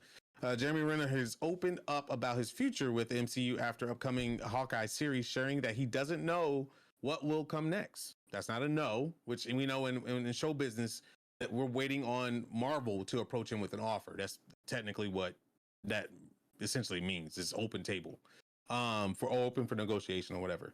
Hawkeye focuses on Clint, blah, blah, blah. Okay, Jeremy Renner had advice for Haley Steinfeld on the Hawkeye set.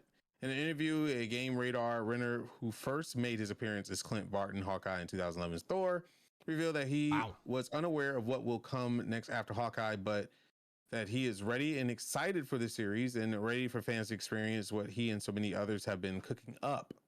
I don't have a crystal ball, or I'm not a soothsayer, said Renner, but having Haley come in and these characters, I think it opens up for 6 great episodes for this event of the television series.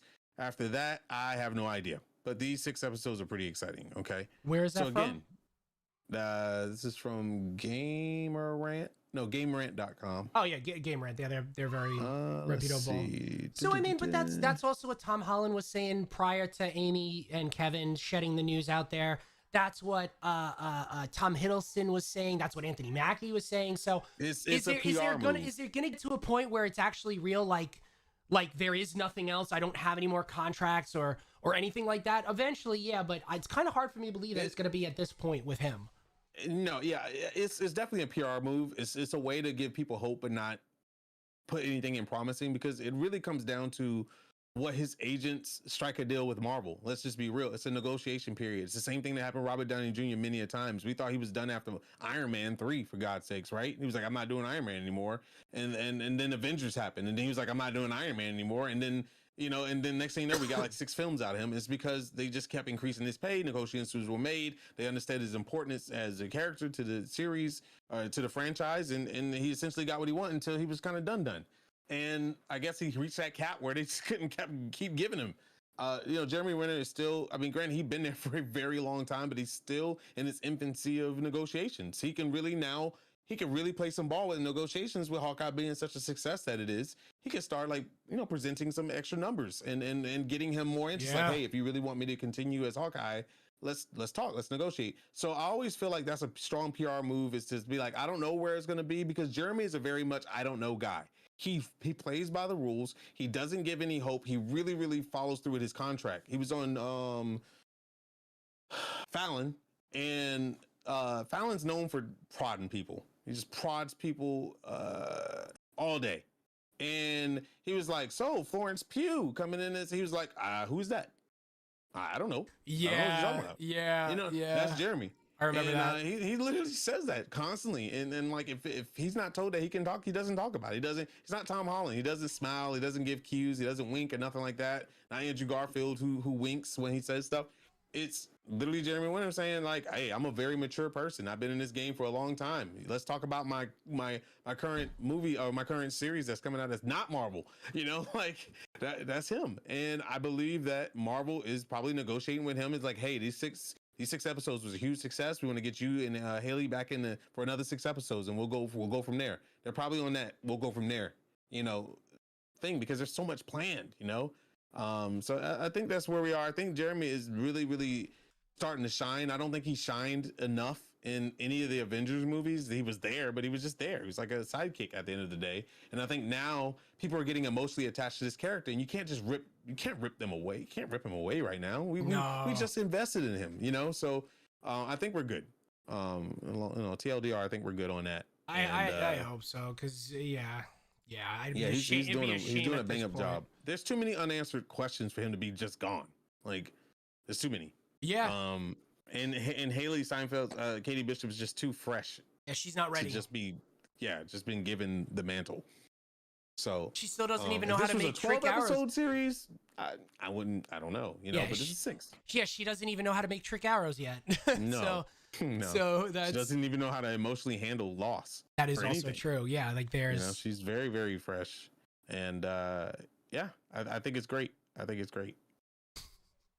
What was the line that Yelena said in when they were sitting down? Is like, it's like my first trip, like girls' night, like New York City, like that. Night, Thanks for the girls' night. She's so good. And the macaroni. I love how she exits. She throws it on the floor. She's like, all right, peace out. And then she just goes backwards. And the same thing with the in her apartment too. It's good. It's cute. It's so funny back and forth with them, because she was just like, good, I don't have to kill you. She's like, you're funny, Katie. Yep. I like that. She's like, I could have killed you before you got. She's like, yeah, before even the door probably closed, right? Like they just going back and forth.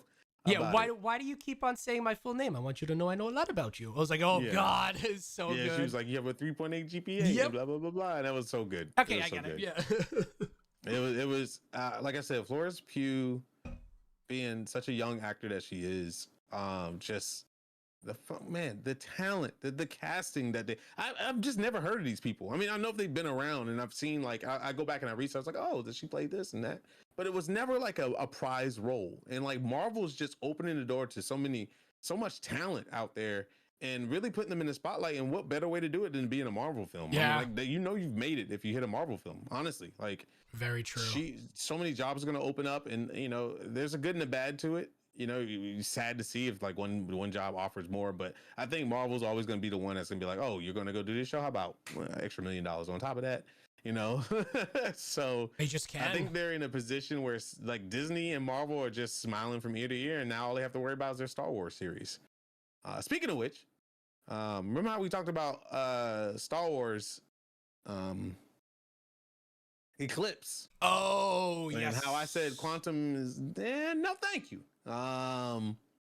Yeah, people feel the same.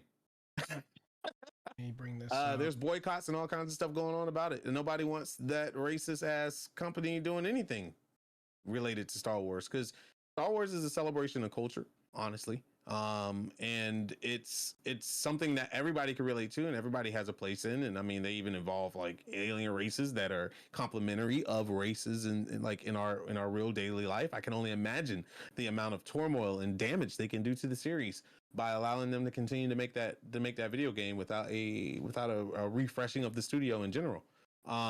So I think Matt, you might have more information on it. So you know what, I remember when we talked about this last week or the week before, last week because of the Game Awards, you brought it up, and I vaguely remember the whole discussion around something around Quantic Dream, and I just couldn't remember what it was. And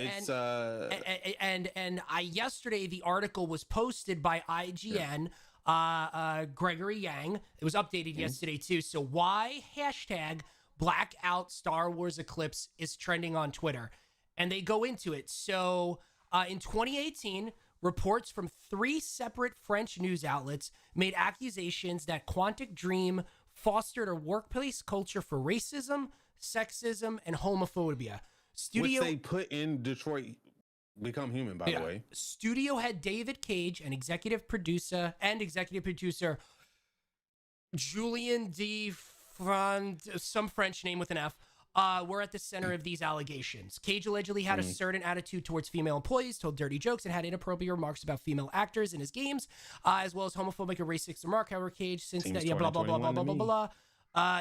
So now you have Star Wars Explained, Ben McDonald, like massive check mark, Molly Damon, huge Star Wars fans and prominent figures within the entertainment industry saying that we are blackout Star Wars Eclipse. Star Wars should have nothing to do with this type of culture, or at least if David Cage and this other guy is involved, because they don't want to put the fault on the employees that are there. So everything that you said, and like I said, I was I forgot I'm not naive. I couldn't think of the word, but I had no idea. I didn't remember what it was exactly about, and this just goes in, and I'm very interested to see how Disney and Lucas Games are going to respond. Because after reading all that stuff too, I agree. Yeah. I don't want them to lose it because of the hard workers that are there. I do want the 2 head honchos. They need to refresh it. Yeah. What they need to do is they need to have a white glove, clean sweep of all these studios. I'm talking about from Sony, Santa Monica Studios, Blizzard, Activision, right down to the most indie studio possible that has any kind of reins on licenses that have meaning, and do a clean sweep. They need to look into files. They need to talk to employees. This is something that needs to be a common practice. HR's human resources of these companies need to be refreshed and looked at, interviewed, investigated. Like, all this stuff needs to happen, because this trend is becoming too trendy to just see in the news that every studio has these stupid ass problems that are just completely consistent and nobody's feeling safe. It's just how it is. But we knew that Quantic Dream was a piece of shit. Sorry, my French. But they are, and the fact that they holding on to a license. Who is researching these companies for picking up these licenses? Like that's the thing that I don't understand. It's like, why doesn't these billion dollar gaming companies not hire somebody to actually go out there and do an actual reporting and investigation of said people picking up these licenses, and get to know who the hell's picking up, things that are very meaningful to people, because it's only going to hurt everybody in the end, workers included. Just like I believe that like with Activision, I don't believe the devs should be held accountable but that doesn't mean that I still want to play the game. I mean, I'm sorry for the developers, but you know, it just comes with the property. It's just how I feel about it. But yeah, that's you know, that I'm glad people are speaking up. Social, you know, that's the good side about social media, is that this stuff gets out faster. Yeah. And you know, but as much as the social media can be bad, I mean, and this isn't like, this isn't cancel culture. This isn't anything like that. Like, this is about morals. This is about morals. This is about people that are in a position because of who they are that shouldn't be in a position of who they are, especially with there being, you know, evidence or whatever you want to call it, factual indications that this all happened. So I am very intrigued to see how this is going to happen, because you assume this is new, this relationship between them. So it's like, who in the partnerships over at licensing over at Disney did a thorough investigation on them and said, okay, you know, this stuff doesn't matter, or they were naive and didn't see it or didn't believe it or anything like that. Yeah. It's going to be an interesting thing, not only now, but in the future as well. What these big licensed franchises and names and are going to be doing when you hear about these studios. Like, you gotta hold them accountable, man. You're like, there's too many people out there that's hungry for the positions that these people are in, that's been sitting at these large tables for so long, to where they have engraved in their minds that they're untouchable. Yeah. And you know, they rather get rid of good employees that report these things than to mess with their payout. And it's become such a practice thing in these organizations that people feel like, yeah, I could report it, but what is the point? I don't get listened to, and that's sad. That it should never. You never should feel like you're backed up against a wall so far that you can't do anything about it. And that happens in today's work. I mean, it happened in my workplace. You know, I mean, I just decided to get the hell out, but not everybody's fortunate enough to do that. So here's some news actually too. I know, a little bit lighter than that subject, but it has been officially reported. Sorry, my son in the background. Spider-Man No Way Home's opening day numbers are in, and the amazing movie managed to web up, God, the puns, a record-breaking $121.5 million, shattering the expectations of box office analysts and Sony executives. This firmly places it second place for opening night, firmly between Endgame, which was 157, actually really not far behind Endgame, and Force Awakens with 119. And that doesn't include the 50 million of the preview night, so technically 50, 60, 70. It's already at 171 million. Like, this is going to break the top 10. That means Disney will have 8 of the top 10 movies of all time revenue-wise, which was crazy in the top 10. How many of those movies were comic book movies? And this is going to be... Dude, it's a comic book and Star Wars. Oh, and Lion King is up there too, excuse me. Like, it's incredible. It's incredible. Like, this is going to be top 3 maybe of all time if this keeps on going the way it's going. Like, this is incredible. Easy. Incredible. This movie's going to make way more money because people are like, if you stay off Twitter, please, if you haven't seen the movie, do not be on Twitter. There are spoilers beyond spoilers. Like, I was like, oh, I'm free. I can go on social media again, and then I looked. I was like, "Holy shit! If you didn't see this movie, it's completely spoiled." Like, yeah, I told Frank this the other day. I obviously haven't seen the movie, but I do a lot of social media with myself on all different platforms, and I opened up. Shame. I think it was on Wednesday. Shame. I think it was on Wednesday. I opened up TikTok to post my TikTok, and I just got everything spoiled for me right away. And I was like, all right, it's his fault, by the way. Shame. No, it's 100% my fault. And I'm the type of individual, shame. I'm the type of individual that once I see that, I can't get out of my head. And I'm like, all right, you know, I'm going down the rabbit hole. And I'm sure there's things I don't know, but I mean, I'm still going to go. I want the experience and everything. But yeah, the whole movie was spoiled for me. So you, TikTok. It's great. It's a fun film. And a lot of people are saying they're going to see it again. Like I said, it's just trending. There's so much. There's so much. Everyone's saying I need to see it more and more and more. And that's fantastic. I got my initial now I need to go to enjoy it. I enjoyed it, but now I get to enjoy it. And like, I sit back, I understand, I know what's going to happen. And now I can like pay attention to every, like little tiny Easter egg and like locations and stuff like that. And I can like break it down a little bit easier now. But I will say, I walked out the theater saying I was right about everything. That's it. And I hate it. And I told like right in Winter will tell you right when the film was over, I was like,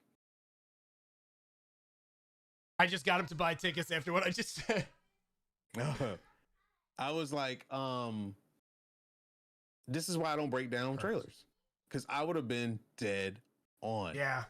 And I was already dead on, and I was just like, I knew it. Yep, I knew it. But I didn't do that the whole film, which was brilliant. I did it at the end. I was like, oh, yeah, that was a good film. Yeah. I feel like this movie was the worst kept secret, just because of everything that was out there, whether it's true or not. I just feel like this movie was just a horrible secret. It was a mess. And how does that happen? Like we'll talk about it on the air. I don't know what is. They have internal workers that sell fucking leaks and shit. No, but like I'm thinking before, like whether or not these are true or not. I think of all the Marvel movies before. I think of all the Sony movies before, all the superhero movies before. Like whether or not the leaks were true, not fabricated, not fabricated. I can't think of another movie that A, got leaked, or like B, got leaked to this extent, whether or not things are true or not true. Like it's the most anticipated film in a very long time, man. People were COVIDed up, and this is the biggest film to return to the movie theaters for. I enjoyed it in the movie theater. It stapled my time. I was like, yep, I'm glad I saw. I actually said I'm glad I saw this in the movie theater, like on that scale. It was great. Yeah. Exactly, also, that is actually also true. Yeah. I mean, Endgame though. I mean, Endgame. Like so Infinity War and Endgames had massive secrets too. But without saying too much, this movie was 20 years in the making. Everything leads up to this. Like a lot of things lead up to this movie. That is true, Baki. That is true. It's a lot of shit, man. I mean, it makes sense what you're saying just based on the trailers. When you asked me how was the movie, what's the first thing I said? This movie's a lot. It's a lot. That's all I said. It's a lot. But that still scares me, and I'm happy because Spider-Man 3, Sam Raimi's Spider-Man 3, was a lot too. But this is a lot, but it's overwhelmingly not on this scale. I mean, it's overwhelmingly praised. It's 100 on Rotten Tomatoes. Like, come on now. Is it still 100? Actually, I'm actually intrigued right now. Is it still 100? I think people that hate Marvel films love this movie. It's at 94 right now. Yeah, but as the audience scores it a 99 though. Tomato Eater 94, 99. Right, as the audience, like as the reviews expand, the percentage. I mean, that's just how numbers work. The percentage will drop, of course. Yes. Over time, but anyway, good ass. I hate MCU films, and I still. Ooh, why do you not like MCU films, Baki? I'm intrigued. Because Baki is I've known Baki for a while. Baki is a very he has a very choice palette. Let's just put it that way. When it comes to films, yeah, everyone has their preference. Everyone has their different flavor ice cream. Everyone has it. Too kid-like, no death usually, no wait. I got to ask you then. Do you like Zack Snyder films then? Don't I gotta ask because everything you're saying is don't there. Ask any more questions? You're gonna get into spoilers or potential spoilers. No, not Marvel related. I can okay. But I just those 3 points specifically. If you don't like that Marvel because of that, not going into Marvel movies. My question is because DC has been toned dark and heavy with those specific scenarios outside of Shazam. Do you like them more then? That's my question to him. I'm sorry. Okay. So anyway, sorry, Fred. I think, and correct me if I'm wrong, Baki, you like the hot dog scene in Snyder Cut. Anyway. Yeah! You hate that scene for so many reasons. Oh my goodness. Shit. Winter. What was I gonna say? With that, like I said, I think they're going down that road. I mean, Mobius, good lord, Morbius, whatever, is looking very promising. It's looking promising. That movie should be rated R, in my opinion. Is it even rated yet? I don't think so. I think it's probably NA. Morbius movie rating. Oh, actually, I said this before when you had a PG-13. I said this before. you know, someone also said in the chat, it may have been Lars. I could be wrong. Apologies if I'm wrong. You know, when is DC going to take cues from Marvel? It has now been rumored, and there's a heavily weighed rumored by the right people that Wonder Woman is supposed to make appearance in Fury of the Gods, which makes sense. Old gods, new gods, Shazam, Fury of the Gods. Maybe that's the way that they start doing crossovers properly. I don't know. Just a tidbit of DC rumors there. Hold up. He's rattling my Marvel nerves right now. When something happens before they change that. But when shit happens in Marvel movies, it's almost never has no weight in the next movie. Okay, so the blip didn't have no weight. Anyways, let's not even. How much disconnected bullshit DC has done lately? What weight do they carry of a curse that they can't fucking figure out a movie? How many Batmans we got? How much did his parents death? Anyway, let me just stop. Anyway, Blip is not the only one. But I won't go into any details about anything. I kind of like this. Anyway, I need more of this. Because Marvel can put out more films that have more budget. Anyway. Pull me in for discussion. Boy, don't get me started on that shit. Oh my God. 2022 is gonna be a fun year. Which Batman win? Which Batman you flipping a coin on? Which one? No, Bucky and Frank knows, and Chad knows. Like, I'm a huge DC fan. Superman's my go-to. I love DC, and just like everything is wrong with it. And it's there. Bro, I am shooting for DC. No, me too. Believe me, I am rooting for them hardcore, man. Wait. I'm actually kind of angry. And actually, Chad, I'd like to get your opinion on this. So it has now come out that, hold on, wait for it. Big same. The Batman steals, there's new Batman steals that have released in Empire, I think it was. And the director, Matt Reeves, said Bruce Wayne is inspired by Kurt Cobain. And I'm like, I can't, what? No. Kurt Cobain? So this is from Comic Book Movie. This is the headline. The Batman stills released as director Matt Reeves says Bruce Wayne is inspired by Kurt Cobain. 2 new stills from the Batman have been released, while director Matt Reeves and star Robert Pattinson have shed some light onto just how different this version of Bruce Wayne is going to be. When I wrote, I listened to music, and as I was writing the first act, I put on Nirvana's Something in the Way, director Matt Reeves said. That's when it came to me that rather than make Bruce Wayne the Playboy version we have seen before, there's another version who had gone through a great tragedy and become recluse. So I started making this connection to Gus Van Zant's Last Days, and the idea of this fictional version of Kurt Cobain being in this kind of decaying manner. Robert Pattinson goes on to say Bruce has been hiding away. He's not really a socialite at all. He's building all these little contraptions and things just with Alfred, and even Alfred thinks he's gone insane. Okay, that's intriguing the way they put it that way. Just reading the headline of Kurt Cobain gets me a little scared. That's a little interesting, though, take on Batman. Where he's not a millionaire playboy, he's a little recluse, tragedy of his parents kind of getting to him. He could have just not brought out Kurt Cobain. Super emo. Like, yeah, this is the damaged goods of a tragedy that we're getting as Batman, who hasn't discovered his moralistic values or his way of life that he wants to pursue. Mm-hmm. He's just pure rage and anger. I would have accepted that. Why you got to bring up my man? I mean, you see that in the trailer where you see Zoe, a Catwoman, like, this guy's beating down somebody. He's not holding back. Like, does he have that breaking point?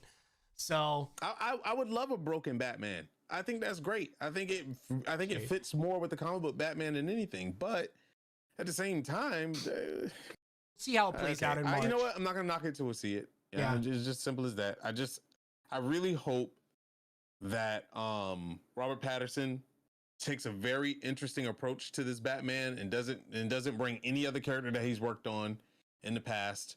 Actually, and really goes a really dark, gritty route. Yeah, and which you've got out of the trailers. Which actually, this is another movie. Talk about spoilers and leaks. there's been so many test screenings that there's so much information coming out about the movie, and you know, there's now been rumors about Joker, them testing one with a specific scene and without a specific scene. Like, come on, man! Like, this is DC being DC, or Warner Brothers being Warner Brothers. Like, ugh. They don't act together. Wait, kills it? Do you think he killed it in Harry Potter? Anyway, sparkly fingers. The trailers look good, but you can't base anything on trailers because we've been burned by the trailers. But you know, he does kind of look cool and the voice, but we'll see. We'll see. The last trailer was fantastic with the Riddler, the coffee cup, everything. But bro, I saw a this is a dirty meme. Don't put this on a highlight rare drop. Did you see that meme on Twitter where Robert Pattinson and Katie, what's her name? Something Stewart. Oh, Kristen Stewart. Yeah. Was in the sex scene. He was like, "You about to get this diamond dick." It was a penis that was diamond.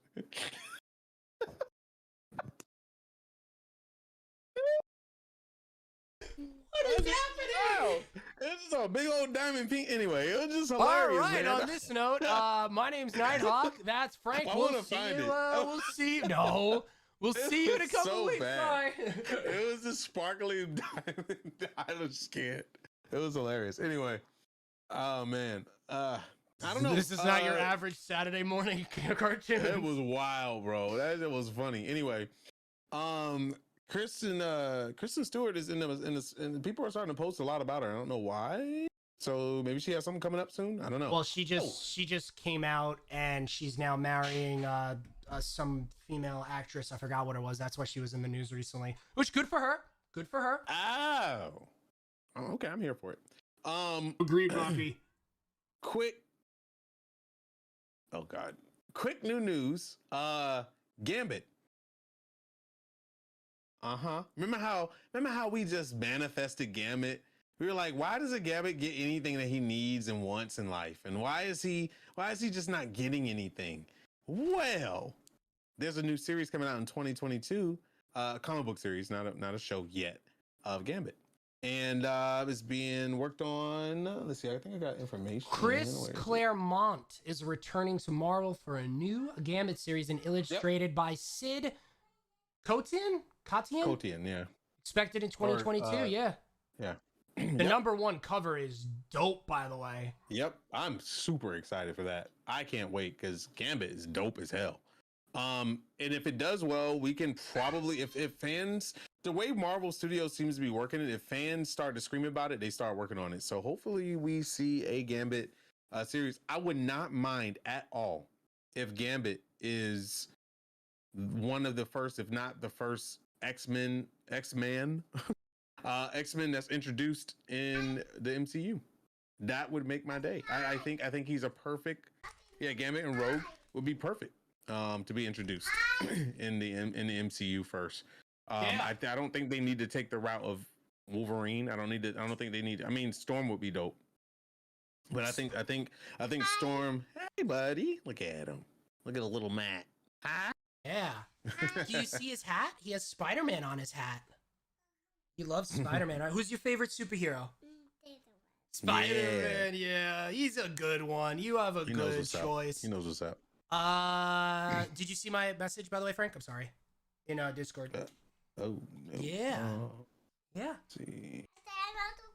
What do you have on your bed every night? Do you have the biggest Spider-Man pillow in the world that you sleep with? Yeah. He also tries to climb up the walls. We gotta stop that. All right. Who knows? He might be up there. Yeah, no, Daddy's keyboard. Yeah, that's work. All right, buddy. We're closing up here, and we're gonna say bye, okay? And then we're gonna play. Say bye. Say bye, everyone. Oh my God. All right. Everybody's ovaries and. All right, I'll be right there. Everything else is popping right now. Minutes, buddy. Thank you. What a cutie. He has such cute kids. Matt has the oil factory, man. He makes cute kids. Get on board. I have no idea how I got so lucky with both my son and my daughter. So they're so cute. Yeah. They're adorable. Anyway, I appreciate everyone understanding too, especially you. Yeah. Yeah. We're gonna wrap it up so Matt can get to his cuteness, because you can't let the cutes go too long without Daddy. But yeah, Thank you, Gambit Frank. and Rogue, I'd be down for them to show up as the first introduced X-Men. I mean, hopefully the comic book series brings enough attention to Gambit that they take the plunge and go a route that they normally wouldn't go with, like introducing like Wolverine or somebody like that. But anyway, other than that, you guys got homework coming up. Keep an eye out on some upcoming comics that you want to discuss from chat. We're going to be implementing new features in 2022 Yes. to where you are going to be controlling the show essentially. So you come up with comics and stuff that you want to go over, characters that you want to go over, and we'll do extensive talks about it. I think it'll be really fun. Instead of us writing the show every time, maybe once a month you could write the show. Oh yeah. Yeah. Upcoming things to pay attention to is Hawkeye. Watch the series if you haven't watched it. Make sure you watch the new series, the season finale on Wednesday. If not, after Wednesday, we won't have a show until January, so you have plenty of time to do it. And make sure you also watch Spider-Man No Way Home, because it's fantastic. Watch it a couple of times if you need to. Follow the Twitter, please. Follow the Twitter. We need to start being better about that. Follow the Twitter if you can get the link in there. Yep, Hawkeye's done next Wednesday, or this Wednesday, excuse me. Just the first season, the season finale.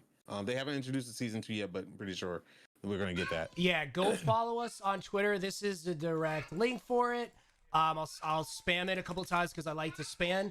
Well, good, Baki. Bring that next year. We're gonna be like opening the show up once a month to you guys to kind of run the show, and we just go over what you guys are interested in the day before, then we'll work on it for the next. I mean, the show before, and then we'll work on it the next show. Yeah, we're gonna be a lot more active on there. We're gonna get more content out there, daily / weekly outside of just the show itself. And yeah, like Frank said, homework. We got episode 6, the season finale of Hawkeye. We got the Book of Boba Fett. Obviously, see Spider-Man. It seems like the 8th is going to be a jam-packed show for us. When we return, you may see some tidbits from us beforehand on the Twitter handle. But Frank, man, as we get out of here, once again, happy holidays to you and Winter and the family. Happy New Year. Thank you for the ride since May 1st, I think it was. The official start of it. It's been an incredible, amazing 6-7 months. And, I'm excited to see what we're going to be able to accomplish in 2022, as long as we don't play any games that you're driving and actively killing me. It's cool. Hey, man. It's cool. I'm not that bad of a driver, all right? You find a hole and you drive us in it. Flying is different. Anyway, happy holidays, everybody. Please be safe. Wear your mask out there. Get your booster shot. And if you haven't got your shot, get your shot. People are dying out there. There's new variants and all kinds of shit going on. Don't spread it. If you don't care about yourself, think about others before yourself then. But I think you should care for yourself. Other than that, make sure you follow the Twitter, please. Follow Twitter. Follow us on Twitter. Our marks are right here. Go visit our channels. Definitely follow Matt. Give him some subs. Give him some Prime Gaming subs and stuff. Trying to grow his channel. He needs to be partnered. It's kind of stupid that he's not. So let's get him partnered. You saw my family. I have kids. Yeah. I got kids. Yeah, exactly. Hail me. And if you want me to have kids, you need to give me the money. Cool. All right. Anyway, guys, have a good one. Peace out. And this is it for comics in 2021. See you 2022. See you in the new year, boys and girls. Bye.